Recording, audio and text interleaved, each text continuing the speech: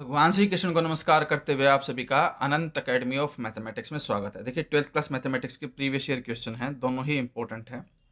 इसमें तो ये है फर्स्ट वाले पार्ट में कि if x cos p plus y plus cos p into sine p plus y equal to 0, prove that cos p d y by d x is equal to minus cos square p plus y where p is a constant. ठीक है, तो इसमें हम सबसे पहले क्या करेंगे, x की वैल्यू निकालेंगे। जैसे कि x cos p plus y plus में cos p sine p plus y equal to 0, ये तो हमें गिवन है।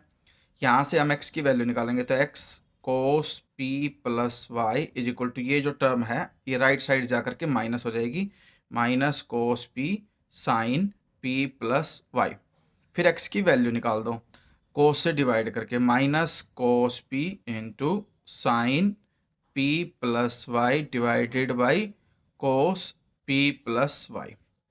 ये तो माइनस कोस p है ही, इनटू में sine upon cos, same angle पे साइन अपॉन कोस tan बन जाता है, तो tan p प्लस वाई। ये कंडीशन आ गई हमारे पास। अब ये x आ चुका है कि भाई जो x है वो हमारे पास आ गया माइनस कोस p और tan p plus Y.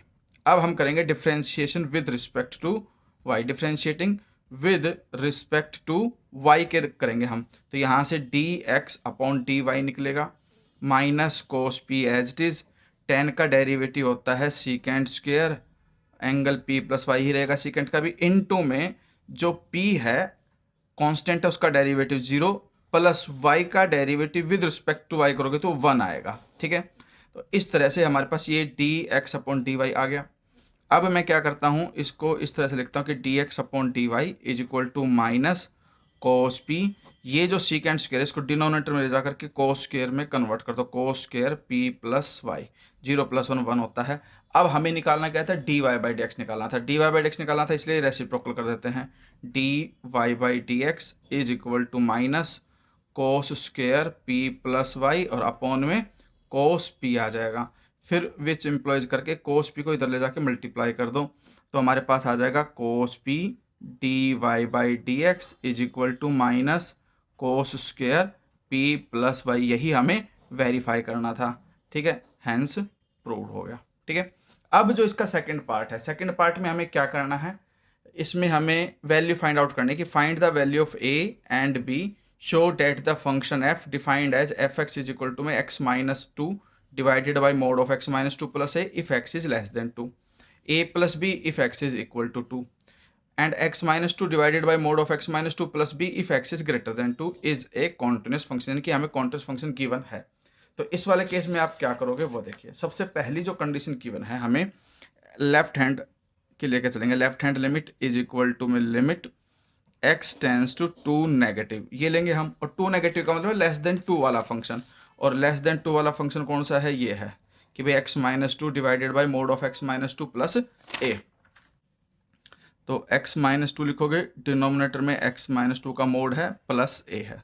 Next step में आप क्या करोगे कि भाई लेस देन 2 वाला फंक्शन है तो हम मोड की प्रॉपर्टी अप्लाई करेंगे, और वो प्रॉपर्टी क्या होगी कि भाई ऊपर तो x माइनस 2 है ही, x माइनस 2 की जो वैल्यू है वो माइनस आके लगा दो और मोड हटा के x माइनस 2 लिख दो प्लस a, क्योंकि हमारे पास कंडीशन ये होती है कि भाई mod of x minus 2 is equal to minus of, mod of x minus a is equal to minus x minus a if x is less than a. अगर एक्स लेस देन ए है तो यहाँ negative लग जाएगा, वैसे ही x less than 2 था इसीलिए यहाँ मोड हटा करके माइनस लग गया। अब एक्स माइनस 2 से एक्स माइनस 2 कैंसिल आउट हो गया।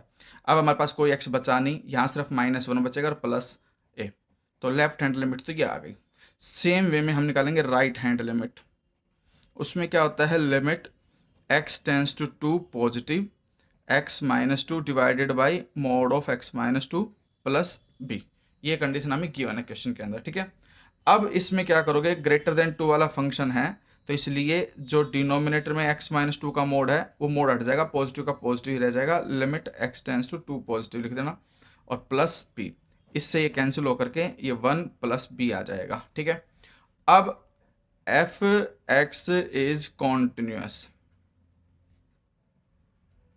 देयरफॉर कॉन्टिन्यूस है तो left hand limit is equal to right hand limit is equal to a plus b, जो इक्वल वाला केस है हमें ऑलरेडी गिवन है कि भाई अगर x इज इक्वल टू 2 हो जाता है तो किसके इक्वल है, a प्लस बी के इक्वल। तो left hand limit right hand limit दोनों को a प्लस बी के ही इक्वल रखोगे।